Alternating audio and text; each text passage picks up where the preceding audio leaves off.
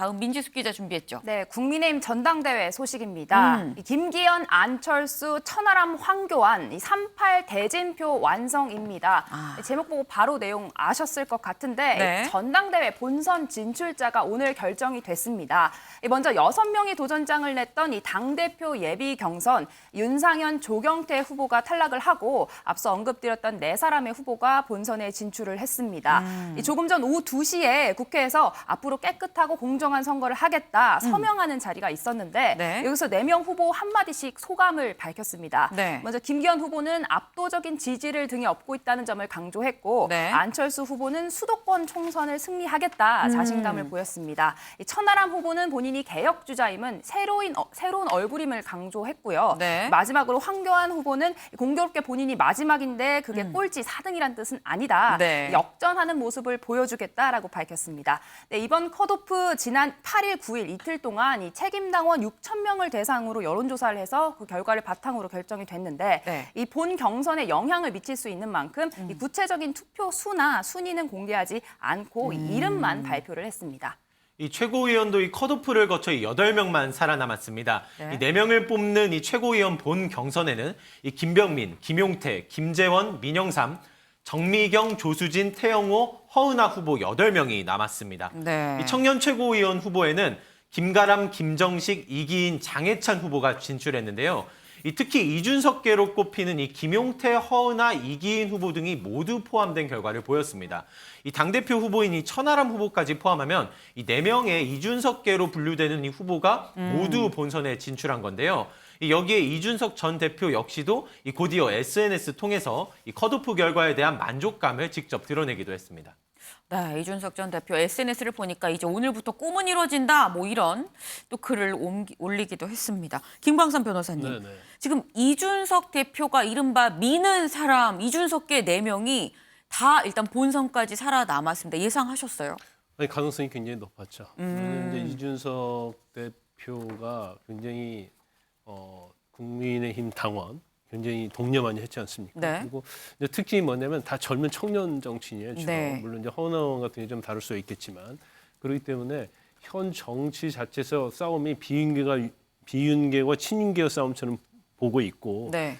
그다음에 이제 또 한 가지 중요한 것 중에 하나는 사실은 지금 이제까지 어떤 룰을 변경하면서 여러 가지를 많이 해왔잖아요. 네. 거기에 대한 이제 국민의힘 당원들이 좀 반감이 있는데 네. 그 표들이 상당히 이준석 쪽으로 가고 있다 볼 수 있고 이준석 전 대표가 사실 이 판을 좀 흔들고 있다 그런 생각이 들어요. 그리고 상당히 뭐 관전하는 입장에서는 재미있다고 보는데 이제 어디까지 갈지는 모르겠지만 적어도 지금 최고위원으로 된 컷오프에서 통과된 사람들의 특징은 이준석계뿐만 아니라 네. 대부분 이제 방송 그런 걸 통해서 인지도 굉장히 높은 사람들이 대부분 됐고 심지어 전에 뭐 전 의원이랄지 현역 의원도 탈락을 했어요. 네네. 근데 그러다 보니까 인지도가 좀 좌우를 했고 방송에서 어떠한 역할을 하고 말을 했느냐가 영향을 좀 많이 미치지 않았나 생각이 듭니다. 아니 근데 지금 보면은 뭐 이준석계 4명 중에서 1명 천하람 후보는 당대표 후보고 나머지 셋은 지금 최고위원 후보들이거든요.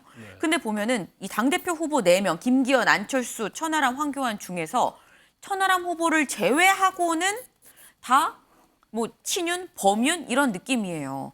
그러면 이게 본선이 이게 결선으로 간다고 하면 친윤이 유리한 걸까요? 아니면은 천하람 이 후보와 안철수 의원이 연대를 할 수 있을 거라고 보십니까? 어떻게 보십니까? 일단은 이제 1차에서 네. 1차에서는 안철수 후보에게 아마 천하람 후보가 굉장히 불리한 영향을 미친다고 봐요. 그래서 김기현 후보가 오히려 도움을 네. 받는다, 역으로 생각하면. 근데 그렇지만 이제 결선을 갔을 때는 좀 달라질 수 있다는 거죠.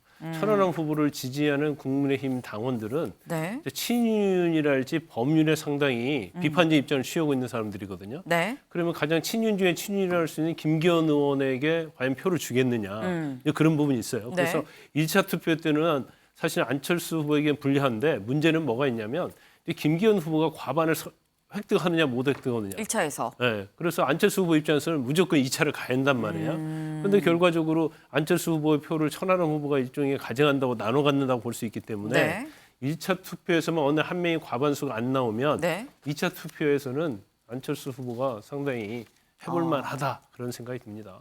지금 말씀을 들어보면 만약에 김기현 의원이 당선이 되려면 1차에서 끝내야 되는 것이고 안철수 의원이 당선이 되고 싶으면 결선으로 가서 천하람 후보의 표를 흡수를 해야 되지 않겠느냐라는 말씀을 지금 주셨습니다. 근데 일단 저희가 본선의 당대표 후보가 4명이 오늘 확정이 됐다라고 전해드리긴 했습니다만 민지숙 기자가 얘기를 했었죠. 누가 몇 %의 지지를 받았는지는 공개하지 않았습니다. 근데 민지숙 기자, 여론조사 결과 이렇다던데란 얘기가 먼저 나와서 유출 논란이 일었어요. 맞습니다. 시작은 한 인터넷 매체 보도였는데요. 네. 오늘 아침에 결과가 나올 예정이었는데 어제 중간 집계 결과가 한 매체 보도를 통해서 유출이 된 겁니다. 이 사실이 알려지면서 김기현, 안철수 후보 양측에서 거세게 항의가 있었는데 유출자 가려내서 처벌을 해야 한다까지 목소리를 높였습니다. 안철수 의원 이야기 듣고 오시죠. 있을 수 없는 일입니다. 우선 첫 번째로 지금 현재 진행되고 있는 그 여론조사 결과를 안다는 것 자체가 저는 그 여론조사에 문제점이 있다. 저는 그렇게 보고 있습니다. 그다음 또 두 번째로 그것이 또 누구한테 유리하다. 이런 식으로 이야기하는 거는 사실 확인이 되지 않는 그런 일방적인 주장인데 그것도 사람들 마음에 영향을 미치기 위한 그런 나쁜 의도이기 때문에 그것에 대해서는 정말로 크게 벌을 내려야 된다고 생각합니다. 네, 하지만 선관위 측은 이 불가능한 일이다 유출 논란에 대해서 일축했는데 이 3개 여론조사 기관에서 각각 결과를 모아서 오늘 아침에 발표를 했던 것만큼 이를 합친 중간 결과를 어제 미리 유출하는 건 불가능했다라는 설명입니다. 해당 언론사에도 기사의 출처를 물어봤다고 하는데 이게 처음에 뭐 국민의힘 관계자 발이었다, 뭐 정치권 관계자 발이었다 이렇게 내용이 막 왔다 갔다 하면서 신빙성이 없었다. 그래서 그 언론사의 출처를 밝히지 못한다면 기사를 내려달라 이렇게 요청을 했다라고 합니다. 네. 이게 여론조사가 뭐 완전히 끝나지 않은 상태에서 뭐 이렇다더라라는 얘기가 나온 건 장유미 변호사님. 이건 여론조사의 신뢰도에 좀 문제가 있을 수 있어요. 굉장히 문제가 있을 수 있고요. 전당대회는 심지어 컷오프 결과가 나와도 순위는 발표하지 않기로 했잖아요. 네. 그렇다면 이 언론사의 기사가 어느 시점에 나왔냐.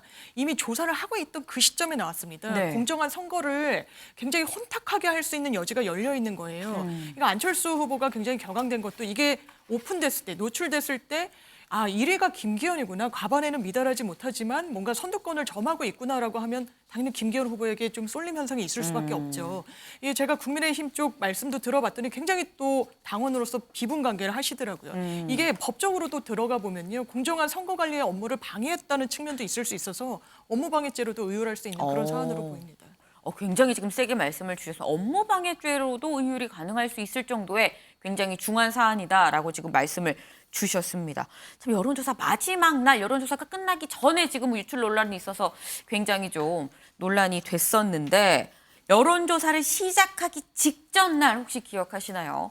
나경원 전 의원과 김기현 의원이 손을 맞잡았습니다. 근데 이 손을 맞잡았는데 나경원 전 의원의 표정이 썩 좋지 않아서 이 비윤 쪽에서는 뭐 가정법원에서 나오는 모습 아니야? 뭐 이런 얘기까지도 나왔었는데 강재묵 기자. 어제 김기현, 나경원 두 사람이 다시 만났는데 아주 한박 웃음을 지었습니다. 맞습니다. 두 사람 어제는 매우 화기애애한 모습 보였습니다. 이 마포에서 있었던 이 보수단체 행사에 함께 참석하는 장면이 있었었는데요.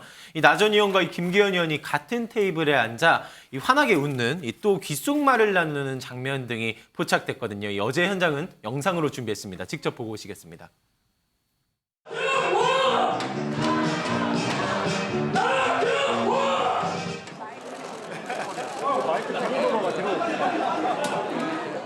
온몸을 던져서 희생하셨던 우리 나경원 대표님 같은 분이 앞장서 쉬어야 된다 이렇게 생각하는데 여러분 제 생각이 맞습니까? 나경원!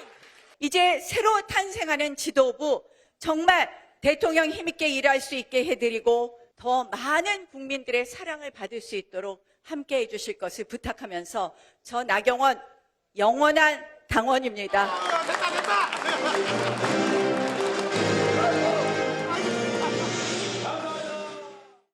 네, 보고 오신 것처럼 이 손을 잡고 이 만세를 하는 장면 등이 포함됐죠. 이 서로 힘을 합치기로 했다는 김기현 의원 표현도 있었는데 이 조금 전 직접 들려주신 그런 가정법원과 같은 이 해석을 좀 의식했었는지 어제는 크게 달라진 분위기 보였습니다. 네, 김기현 후보, 이 안철수 후보에게까지 손을 내밀었습니다. 어제 한 언론사 인터뷰에서 네. 김나연대 이어서 김안연대도 할 수 있다. 할 수 있으면 지금 당장이라도 해야 한다. 네. 안철수와 언제라도 만날 준비가 되어 있다. 이렇게 이야기를 했습니다. 사실 그동안 몇 차례 실제로 철수했던 안철수 후보, 이 김종인 전 위원장이 이번에는 안 후보 철수하지 않을 것이다. 이런 전망을 내놨는데요. 직접 듣고 오시죠. 네. 내가 보기에 저는 절대 철수 안 할 거예요. 지금은 안철수 의원의 경우도 자기 정치 생명이 지금 여기 다 걸려 있는 거예요.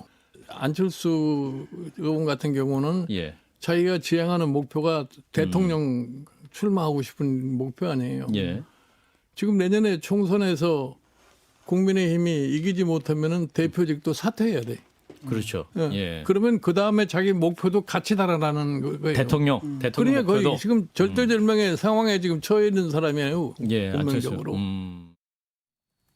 네, 이 안철수 의원 뭐 자꾸 철수한다라는 주변의 비판에 내가 안철수다, 철수 안 한다, 뭐 이렇게 얘기를 하기도 했었었죠. 장유미 변호사님. 네.